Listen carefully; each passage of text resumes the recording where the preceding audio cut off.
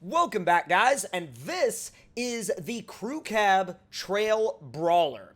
Now, the Crew Cab Trail Brawler is a mixture of a 76, 77, and 78 Ford. Little bit of an odd choice there, but as you can see as we go around the truck, you can find and pick out little elements of really all of those different years.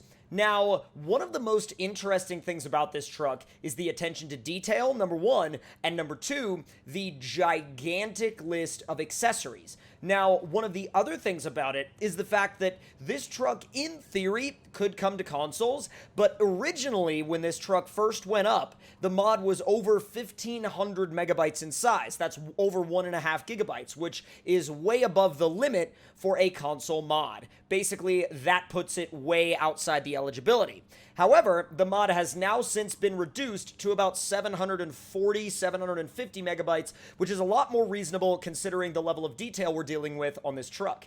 Now, let's go ahead and go inside of it before we take it into the garage, because the detail does not stop on the outside. You have this old school racing steering wheel with the alignment mark in the middle. You also have the gear indicator right there on top of the column. You have the gauges inside the dash. You even have modeled AC controls and fully modeled door panels and racing seats with harnesses that actually say Brawler on them, which the attention to detail in that is absolutely immense. It's absolutely incredible. If you look closely, you can even make out some of the stitching in the leather on the door handle in the back doors. So there really is so much to look at here that you could spend lots and lots of time looking around the interior of this truck. And the mirrors work. But without any further ado, we're going to fire it up, take it into the garage, go through the upgrades, of course, and then bring it back outside and see what it can do in various states of tune. So let's start it up. Sounds really good. It sounds really, really good. So let's ease it on inside the garage. I say ease it inside the garage. We just kind of floored it to get inside the garage, but don't worry about it. It's fine.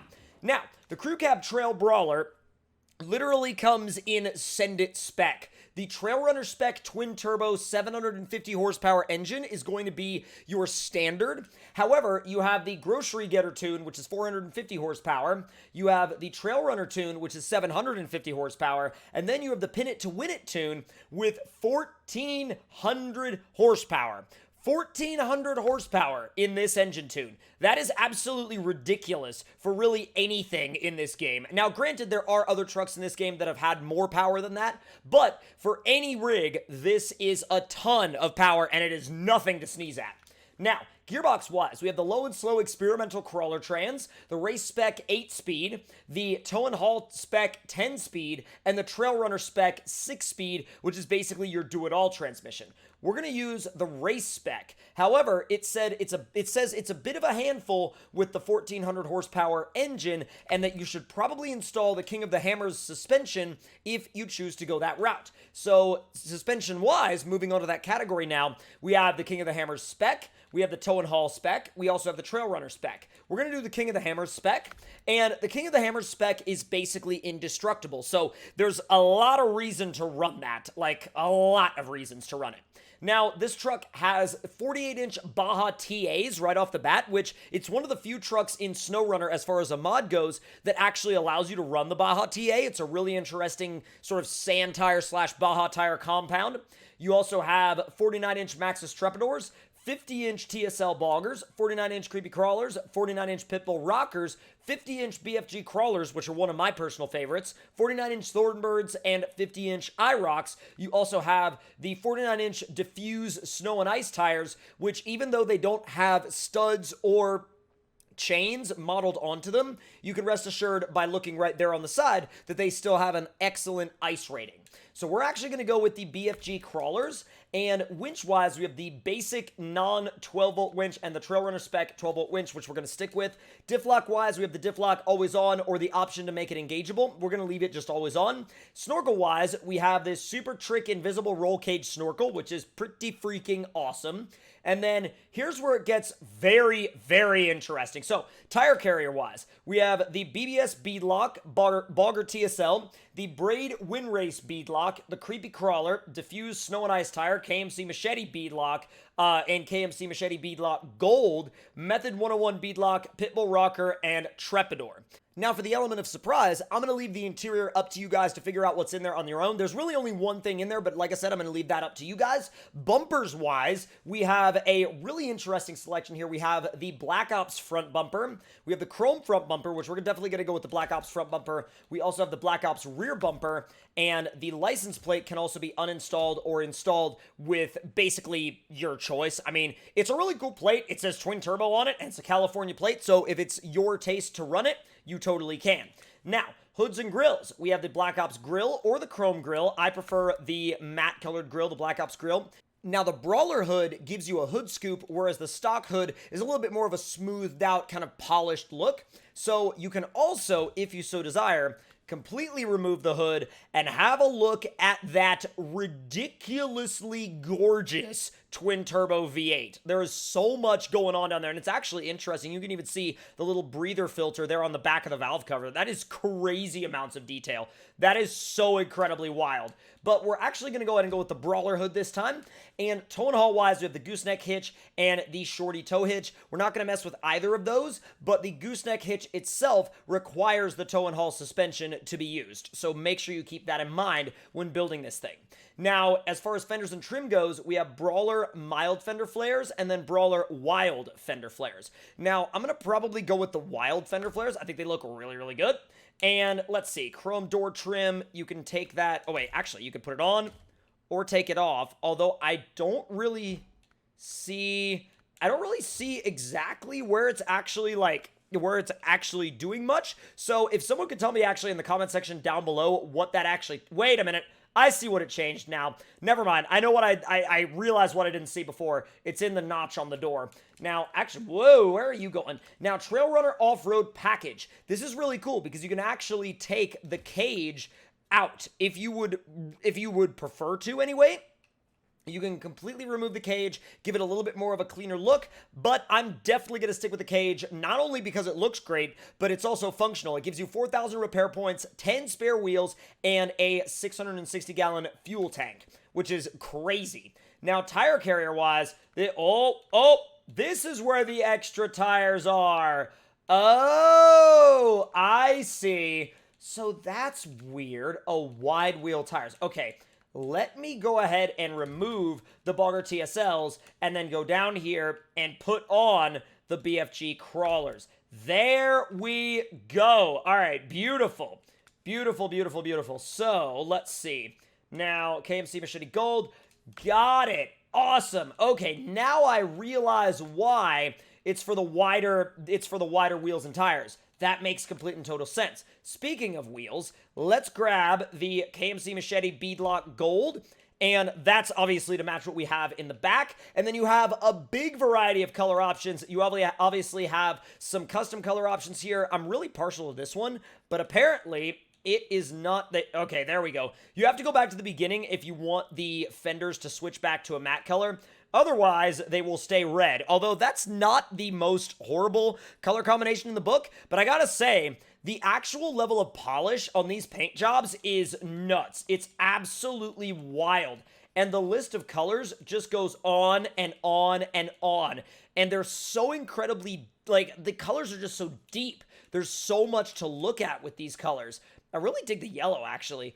Oh, that blue is amazing as well. No interior customization right now, but let's go ahead and take this thing outside and see what it's all about. God, that is gorgeous. What a beautiful truck. Straight up, what a beautiful setup. Now, real quick, just because I want to see what this thing looks like in a cleaner way, let's go ahead and take that handbrake off, and let's take it for a drive with no HUD.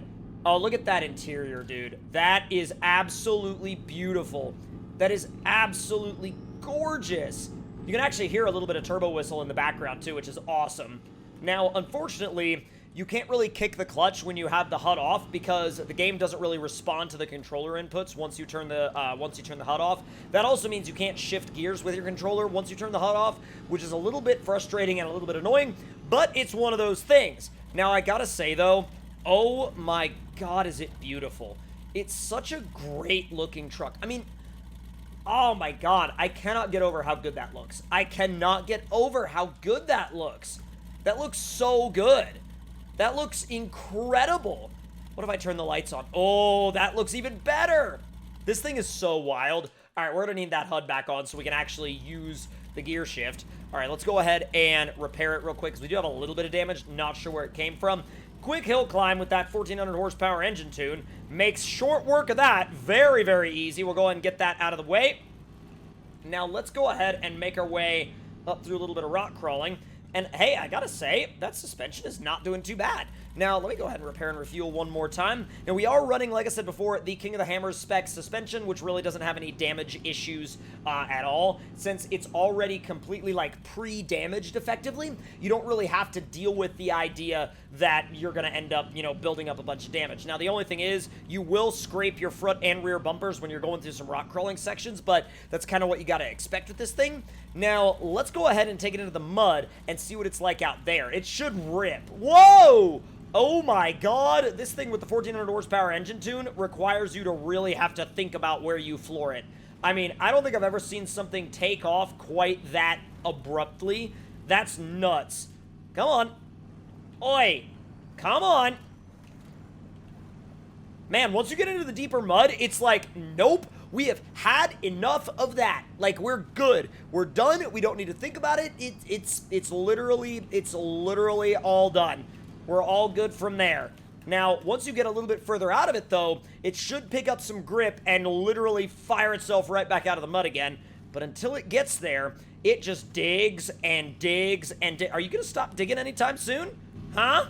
I just wish I could put beans on the dash, man. I really do wish I could put beans on the dash. That's like the only thing missing for me, but then again, that's like a very specific thing, and I can't really like, I can't judge the truck for that. I never would. But it's one of those things where I'm like, oh, I wish there was the option for beans. God, when you put it in high, it just takes off. Holy smokes. Now let's go ahead and put it through the dips obstacle and see how it does through there. It's probably going to do fine. I don't really see it having any issues with getting hung up. It may drag the underside of the truck a little bit, but it's got so much power and so much grip that you're never really going to have to worry about getting stuck or high-centered on anything unless it's like a gigantic rock underneath you and none of your wheels are touching the ground. Then you might have something to worry about, but you won't really have anything to worry about in an obstacle like this. I mean, clearly, as you can see, little bit of wheel and tire damage there, but again, nothing too bad. Now it's time to head out to the bridge jump and really put this thing to work. I have a feeling that it'll be fine as long as it doesn't nosedive, but then again, these longer trucks do sometimes have a tendency to really just head straight for the ground, engine and front bumper first. So let's try to avoid that scenario as much as we possibly can. Whoa, come on. Come on. Let's go. Make our way up the... Jeez, all right. If you could, like, not... If you could stay on the road, that'd be great. All right, nice and easy. And, all right, I'm going to get ready to just fully send it. Come on. Come on. There's 7th. There's... Oh, it's going to say it's 7th. Ooh, big nosedive. I know I said I thought it might nosedive, but I didn't expect it to nosedive that bad. That's wild, especially with all that extra weight in the back. But if you guys enjoyed this test and enjoyed this mod, make sure to let me know your thoughts and opinions on it in the comments down below. Hit that like button if you enjoyed, subscribe if you're new, and I'll see you guys next time.